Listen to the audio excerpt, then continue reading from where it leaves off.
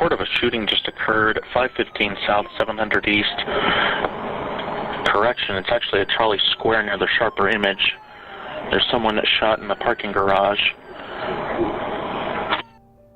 My name is Carolyn Tuft.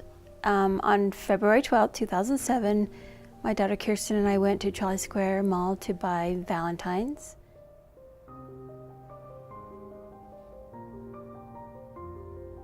As we walked into the mall, we heard a bang that sounded like a shotgun, but I wasn't sure because it didn't make any sense. And we started shopping for Valentine's, and we heard another loud bang. So I walked over to the window to see if I could see what was going on. And right as I was looking out, I heard.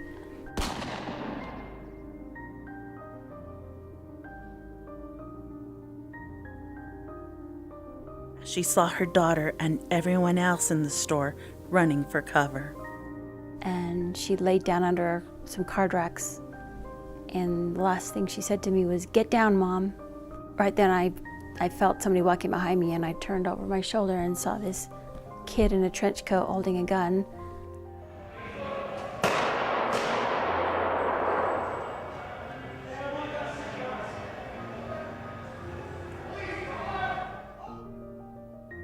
Pointed his gun and he cocked the lever. It was a pistol grip shotgun, and shot me. And I remember I just was crouching to protect myself. So it shot the back of my arm off, shot out my lung, and was bleeding really heavily out my mouth, my nose. I couldn't breathe, but I'm spewing blood everywhere, and it threw me on my face on the concrete. And I looked over and saw Kirsten, my daughter, laying on the floor, and she had been shot in the back. And the kid, he pushed the gun into my low back and shot me point blank, and then put the gun on the side of Kirsten's head and shot her. It only takes 3 minutes for a child's life to be taken away from a mother's arms forever. I remember looking at the clock in the car, 6:44.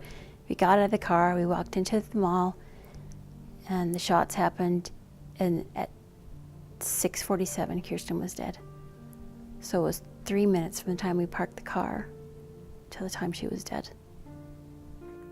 Being a mother of 4, Carolyn worried about her other children. With the help of an officer and Kirsten's cell phone, she made calls to notify her family.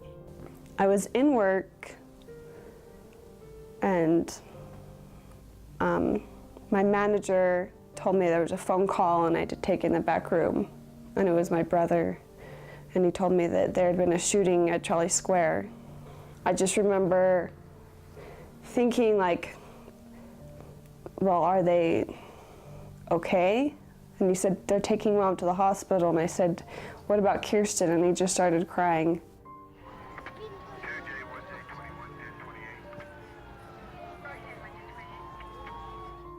And they had the whole thing on the news. And as I was sitting there, they were talking about how they're not sure how many people have been shot, but there's confirmed that a child had been killed. And I knew it was Kirsten. Very violent scene at Charlie Square. Several people have been killed. Among the dead, Kirsten Hinckley, and among the wounded, Hinckley's mother, Carolyn Tuft. It was just the most empty, hopeless feeling. And everything I knew, my entire life up to that point, was over. I mean, Kirsten and I fought a lot, but she was my best friend. And I miss her, and I miss fighting with her, and I miss joking with her. And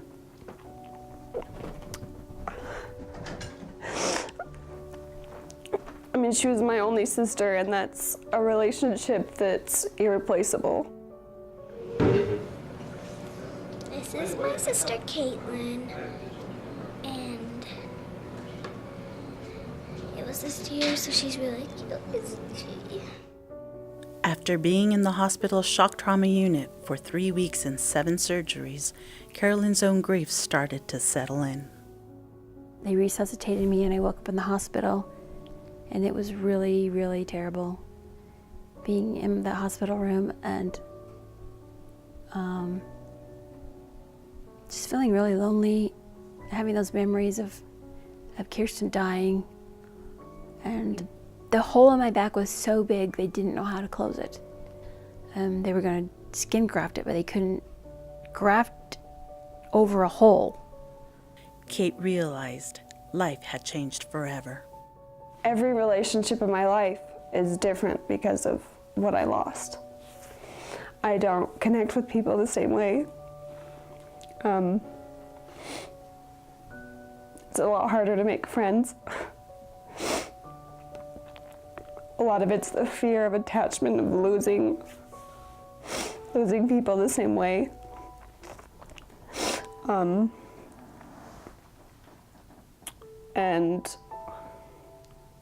I mean, I was a teenager when it happened. I was a kid, and overnight I had to become an adult. Gone were the days of being a kid and going to school. And I took home study for the rest of my senior year. And I did packets and helped my mom shower. A lot of times I helped change all of her dressings on her wounds. I became the mom. I was now responsible of taking care of her. I needed my mom to take care of me, and I had to do everything for both of us. I felt horrible, and I felt alone and terrified and angry, because my entire life had been ripped out under my feet, and there was nothing I could do about it. Carolyn lost more than her health. She lost life as she knew it, and with it, the hope of ever having it again. Medication and medical bills destroyed her financially, from which she was never able to recover.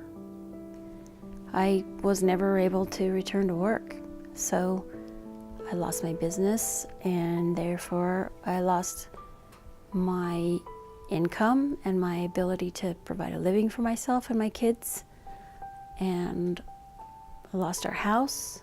I had some money in the bank, and the medication and medical bills completely annihilated it. The costs of my medication were exorbitant every month. People don't realize that that's the ripple effect of gun violence. She continues to struggle with chronic pain, surgeries, and poverty, all life-lasting effects from the shooting. There was 2 full bullets, the shotgun bullets full of pellets. You know, they hold several hundred. And that's one of those was in my lung and my arm, and the other one was in my lower body cavity. So there's still several hundred pellets in there now. A couple days ago, did a surgery to remove the ones in my arm because they would hurt. Still recovering from that. Pain never takes a day off. As Carolyn deals with her pain and suffering, her thoughts drift as she contemplates suicide. Think of suicide every day. It doesn't mean that I would do it. I don't want to feel sick, and I don't want to live in poverty and have it. And it's like I'm paying the consequences of somebody else's actions, and that's not okay. Through a 6-year legal battle, Carolyn and Kate learned the current gun laws are not being upheld, and they are not strong enough. We had fought a lawsuit with the pawn shop that sold the gun because he had sold it without a background check, which we thought was illegal. With their newfound knowledge came the desire to act. Carolyn and Kate were invited to Washington by the Brady campaign, who advocate for universal background checks. I could actually use what happened to Kirsten and tell the story and spread the word that these things don't have to keep happening over and over and over again. People don't, when they talk about gun violence, they don't talk about the people that survived and their lives have changed and will forever be changed. The effects of that don't stop when you come home from the hospital. What can one person do to make a difference? There's so much that can be done.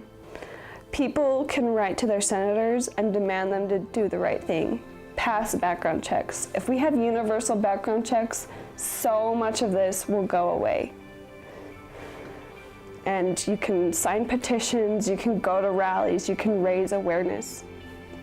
Carolyn has influenced countless lives through her gun violence advocacy. She has been featured in several documentaries, written an article for Vogue magazine, delivered speeches at local and national rallies, and been invited to the White House by President Obama to witness the signing of an executive order for comprehensive background checks.